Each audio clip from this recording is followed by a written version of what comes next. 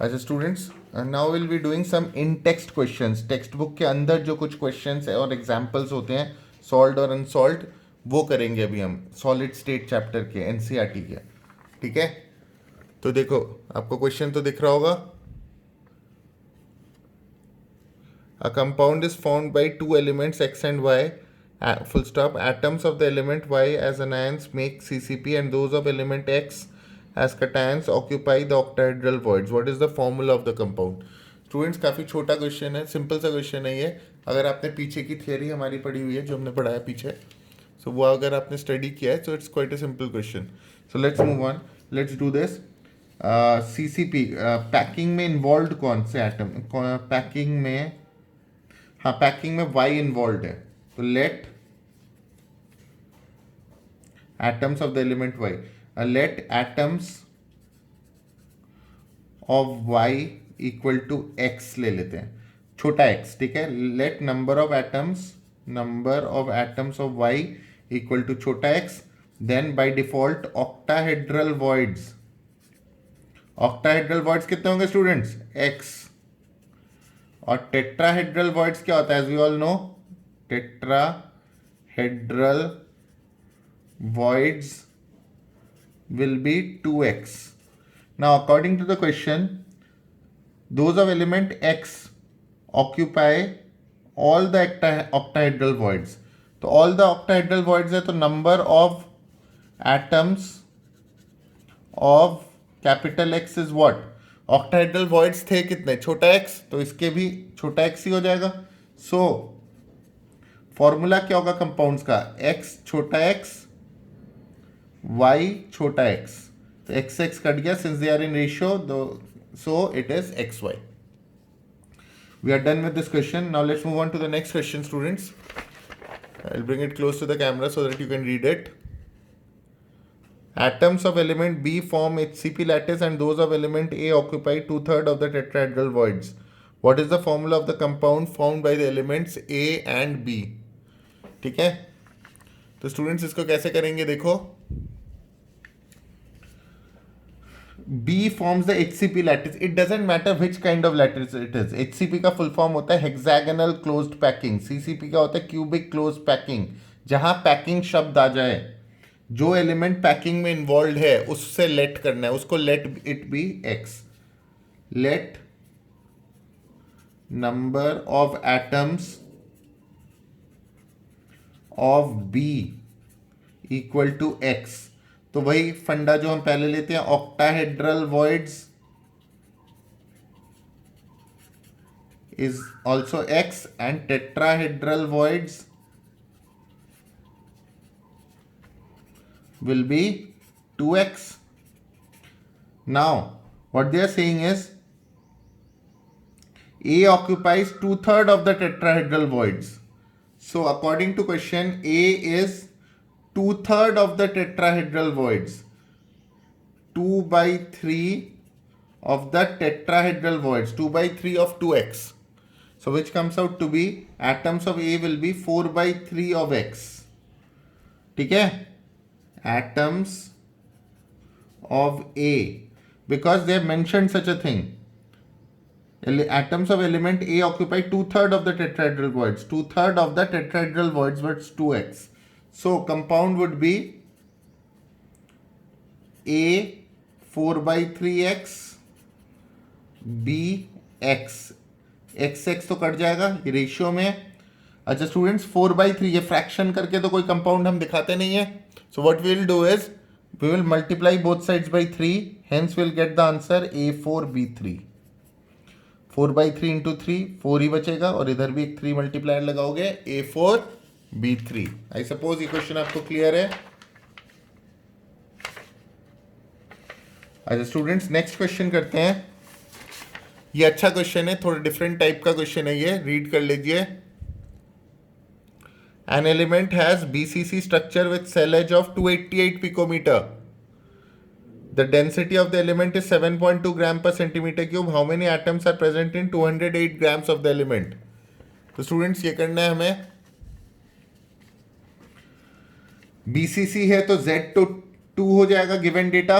First we will write down the given data, cell edge is given as 288 picometers. So please notice that the data is given in picometer. Accordingly, the formula should be selected. Density is 7.2 gram per centimeter cube. This unit is okay with us. How many atoms are there in 208 grams of the element? Now students, one thing you must remember, ये 208 grams of the element आपको दिख रहा होगा, last line.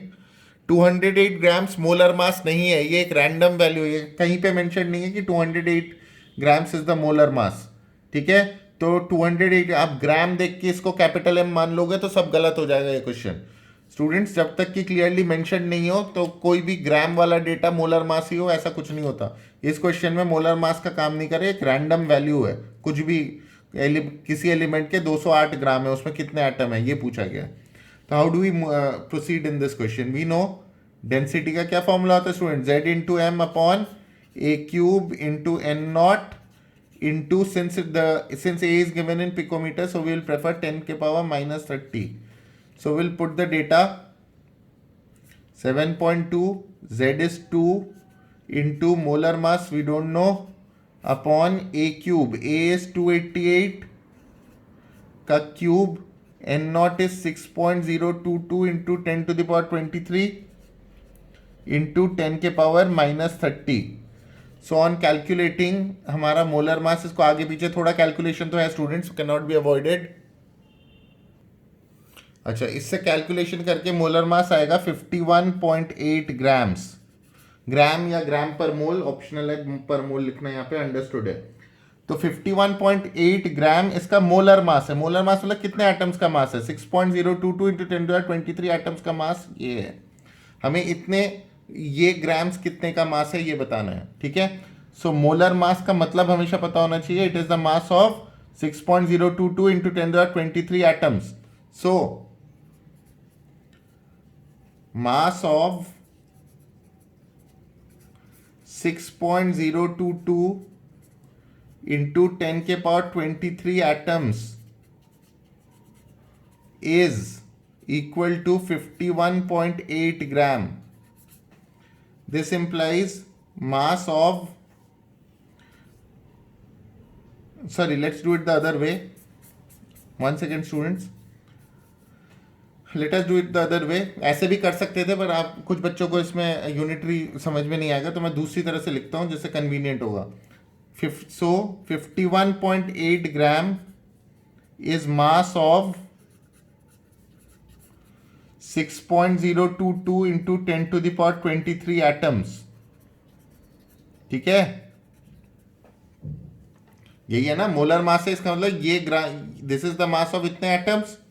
So we are given 208 grams, तो 208 gram is mass of, unitary method लगाओ student simple सा, 6.022 into 10 to the power 23 upon 51.8 into 208. Students, इसको solve करेंगे आप, आपका आंसर अप्रोक्सीमेटली आएगा 24.17 इंटू 10 के power 23 atoms. So this is the answer. So do remember this question. अच्छा question है ये. चलो आगे बढ़ते हैं, ये सारे हो गए.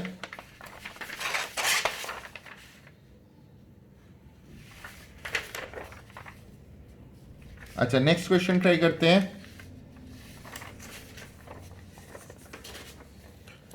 Students, next question is the one you can see on the camera. I have brought it close to the camera.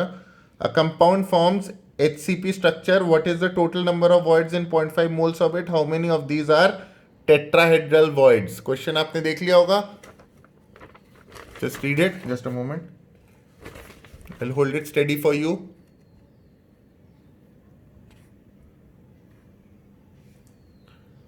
ठीक है students, so will do this question now. अच्छा स्टूडेंट्स, इस क्वेश्चन में नोटिस करें, ये जो HCP होता है, HCP होता क्या है? Hexagonal close packing. तो ये पैक्ड स्ट्रक्चर है. पैक्ड स्ट्रक्चर में 0.5 मोल्स हैं इसके. तो हम लोग जैसे कि करते हैं, पैकिंग में है ना ये सब्सटेंस, ये कंपाउंड जो है ये पैकिंग में है. तो इसका मतलब number of atoms in packing any kind of packing. So in this case it's HCP equal to X. ठीक है? So octahedral voids will also be X, and tetrahedral voids, this is convention, tetrahedral voids will be 2x. इतना तो आप जानते ही हैं.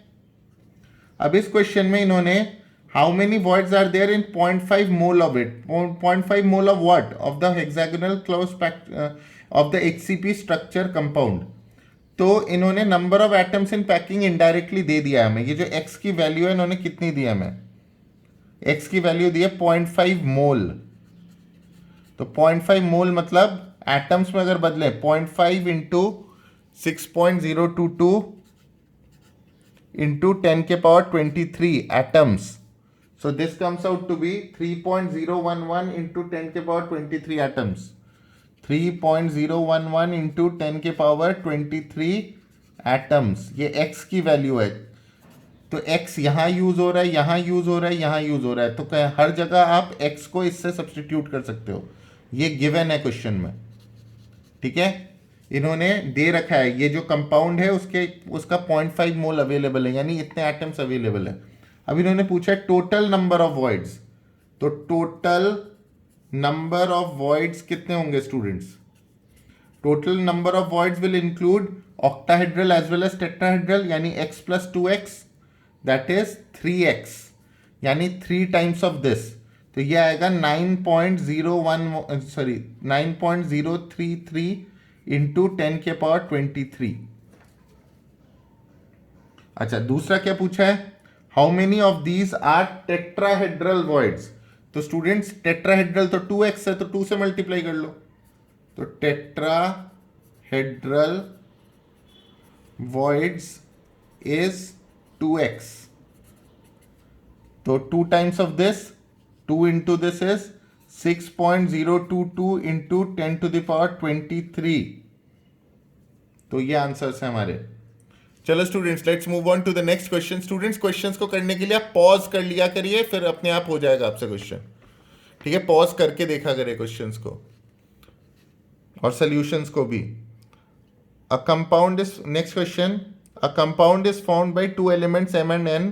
The element n form CCP. n involve है packing में, and atoms of m occupy 1/3 of the tetrahedral void. What is the formula of the compound?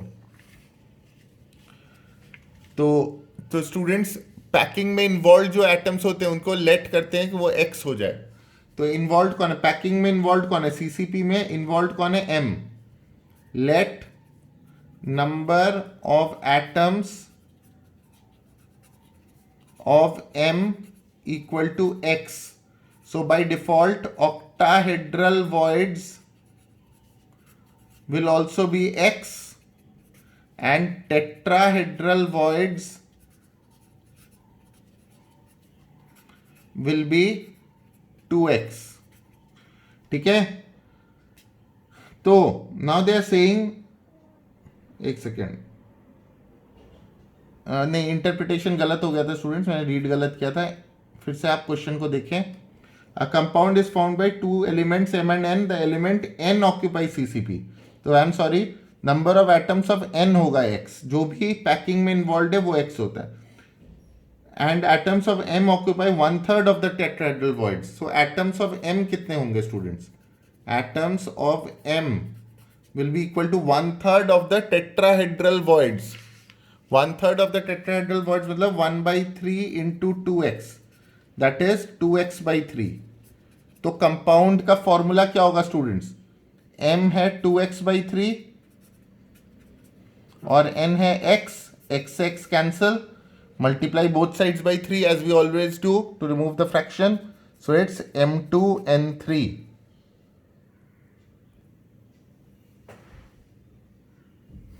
Students let's try the next question. मैं आपके सामने ला रहा हूं क्वेश्चन ताकि आप read कर लें इसको आराम से.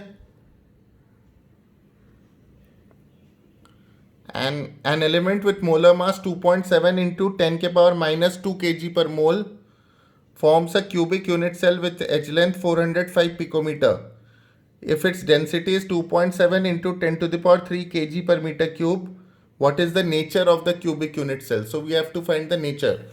Students nature of unit cell बताने के लिए, नेचर से इनका मतलब है कि इनको आंसर चाहिए बीसीसी, एफसीसी, इस तरह के आंसर्स चाहिए स्टूडेंट्स, ठीक है। तो हमें इनडायरेक्टली z निकालना है। अगर z हमारा 1 आया तो हम बोलेंगे सिंपल क्यूबिक है, z2 आया तो बीसीसी, z4 आया तो एफसीसी। सो इस क्वेश्चन में डेटा तो आपको दिख ही रहा है, पर स्टूडेंट्स मोलर मास जो है ना, इन्होंने केजी में दिया है और इन्होंने डेंसिटी भी केजी पर मीटर क्यूब में दिया है। So it won't matter that much, आप सब कुछ को ग्राम्स में भी कर सकते हो या फिर सब दोनों को केजी में रहने दो, उससे भी काम चल जाएगा। क्योंकि प्रॉब्लम तब होती है जब ये डेटा केजी में हो, ये डेटा ग्राम में हो, ठीक है। यहाँ पे इन्होंने मोलर मास भी केजी में दिया है, 2.7 इंटू 10 के पावर -2 केजी, और डेंसिटी भी केजी में दिया है, केजी पर मीटर क्यूब में 2.7 इंटू 10 के पावर 3 केजी पर मीटर क्यूब। और एज लेंथ जो है 405 picometre. Students if you are not comfortable, I would suggest कि केजी में करो ही मत, क्योंकि हम हमेशा से मोलर मास ग्राम में ले रहे हैं, तो इसको इंटू 1000 कर दो पूरे डेटा को, तो ग्राम में आ जाएगा। तो इसको ग्राम में जब आप करोगे ये 27 ग्राम्स आ जाएगा, ठीक है। क्यों आएगा? क्योंकि इसको इंटू 1000 करना पड़ेगा, तो अपने आप ही आ जाएगा।